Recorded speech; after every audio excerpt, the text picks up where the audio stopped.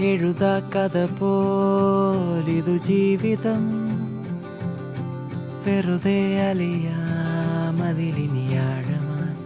ആർദ്രമായി നിനയാതൊരു നാൾ അത് താരിടും പതിയെ പതിയെ അത് തേൻ തരും. സജി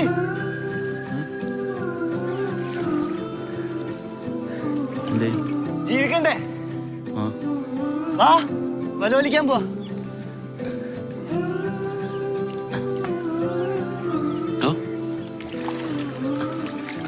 ഞാൻ മാനത്തണ്ടപ്പോ സാമാനത്തിൽ കണ്ട